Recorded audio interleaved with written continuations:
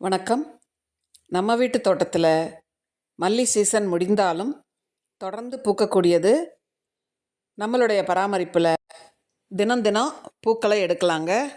ஒவ்வொரு முறையுமே பூத்து முடிந்த பிறகு நாம் கட் பண்ணி விட்டோம்னா மீண்டும் மீண்டும் நமக்கு பூக்கள் கிடச்சிருங்க. இப்போ பாருங்கள், தொடர்ந்து பூக்கள் பூத்துட்டு தான் இருக்குது. சீசன் முடிந்தாலும் நம்ம மாடி தோட்டத்தில் நம்மளுடைய பராமரிப்பில் தொடர்ந்து பூக்கள் கிடச்சிக்கிட்டே இருக்கும். இப்போ பாருங்கள், எங்கள் வீட்டு தோட்டத்தில் எவ்வளோ மொட்டுக்கள் இருக்குது. அடுக்கு மல்லி நல்ல ஒரு ஹெல்த்தியான மொட்டுக்கள் இருக்குது. நாம் பூத்து முடிந்தவுடன் கட் பண்ணிவிட்டு அதற்கு கடலை பிண்ணாக்கு கரைசலோ மண்புழு உரமோ கம்போஸ்டோ கொடுத்து வளர்க்கும் பொழுது அடுத்து வரக்கூடிய தளிர்களில் உடனே மொட்டுக்கள் வச்சிரும். அது மட்டும் இல்லாமல் பூக்காத கிளைகள் இருந்தால் அதன் முனைகளை நம்ம கிள்ளி விட்டுறணும். அடுத்து சைட் பிரான்ச்சஸ் வரும், அதிலிருந்து நமக்கு மொட்டுக்கள் வச்சிரும். மேலும் நம்ம வீட்டில் தண்ணீர் கொடுக்கறதுக்கு பதிலாக அரிசி களைந்த தண்ணி, சாதம் வடித்த கஞ்சி, காய்கறி வேஸ்டேஜ் தோல்கள் எல்லாவற்றையுமே ஒரு 2 நாள் ஊற வைத்து புளித்த பிறகு அதனுடன் தண்ணீர் கலந்து நம்ம செடிகளுக்கு ஊற்றி விடலாங்க. இது ஒரு நல்ல நீர் உரமாக இருக்கும். அது மட்டும் இல்லாமல் உங்கள் வீட்டில் என்ன உரங்கள் இருக்கோ அதை கொடுக்கலாம். பஞ்சகவ்யா, மீன் அமிலம், என்பிகே, ஆல்-19 1 லிட்டர் தண்ணிக்கு 1 கிராம் கலந்து கொடுக்கலாம். எப்சம் சால்ட் கொடுக்கலாம். இப்படி பலவற்றை நம்ம மல்லி செடிகளுக்கு உரமாக கொடுக்கலாம். நீர் உரமாகவும் கொடுக்கலாம், திட உரமாகவும் கொடுக்கலாம். நான் இன்று எங்கள் வீட்டில் இருக்கக்கூடிய மல்லி செடிகளுக்கு ஒரு நீர் உரம் தாங்க கொடுக்க போகிறேன்.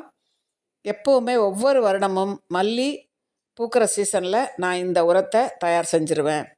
ரோஜா செடிக்கும் கொடுக்கலாம், பயிர் வகைகளுக்கும் கொடுக்கலாம், எல்லா வித காய்கறி செடிகளுக்கும் கொடுக்கலாம். ஏன்னா இது ஆர்கானிக் உரம்ன்றதுனால நம்ம எல்லா வகையான பூச்செடிகள், காய்ச்செடிகள், ஹெர்பல் எல்லாவற்றிற்குமே பயன்படுத்தலாங்க. அந்த வகையில் நான் இன்று மீன் அமிலம் எடுத்துக்கிட்டேன்.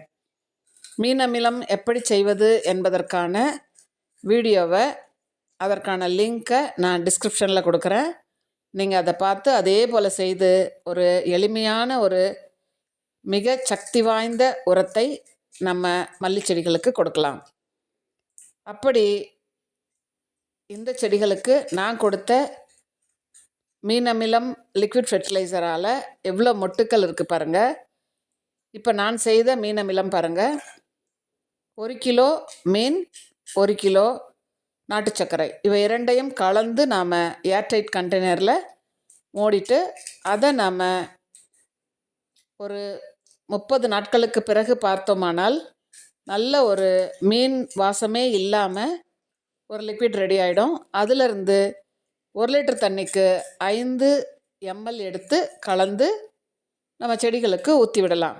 அப்படி கொடுக்கும் பொழுது பெரிய பெரிய மொட்டுக்கள் கிடைக்கும், பூச்சி தாக்குதல் இல்லாத பூக்கள் கிடைக்கும், அதிக வளர்ச்சி இருக்கும், நமக்கு தேவையான பூக்கள் கிடைக்கும். இப்படி எல்லா விதத்துலேயும் பயன்படக்கூடிய இந்த மீன் அமிலத்தை நீங்கள் வீட்டில் எளிமையாக பண்ணிடலாம். அப்படி அசைவம் சாப்பிடாதவங்களாக இருந்தால் நீங்கள் வாழைப்பழத்தோலை இதே போன்று 2 நாட்கள் ஊற வைத்து அதன் பிறகு அந்த தண்ணீரை நீங்கள் 1 லிட்டர் தண்ணியில் கலந்து, அல்லது நீங்கள் எடுத்துக்கிட்ட தண்ணீருக்கு ஏற்ற மாதிரி ஈக்குவலான தண்ணீர் கலந்து நீங்கள் செடிகளுக்கு கொடுக்கலாம். அதற்கான வீடியோவும் நான் டிஸ்கிரிப்ஷனில் கொடுக்குறேன். பாருங்கள், செழிப்பான ஒரு வளர்ச்சி கிடைக்கும், இலைகள் பசுமையாக இருக்கும். இவ்வளோ வெயில் காலத்துலேயும் எங்கள் வீட்டு மல்லி செடிகள் எவ்வளோ பசுமையாக இருக்குது பாருங்கள். இந்த சீசனில் ஜூலையில் பூக்கிறதே ரொம்ப பெரிய விஷயம். ஏன்னா சம்மரில் தான் நிறைய மல்லி பூக்கும்னு சொல்லுவாங்க. ஆனால் இப்போவும் எங்கள் வீட்டில் நிறைய பூத்துட்ருக்கு பாருங்கள். இது வரைக்கும் உங்கள் வீட்டில் அதிக பூக்கள் இல்லைன்னா அதில் இருக்க பழைய இலைகளெல்லாம் எடுத்துருங்க.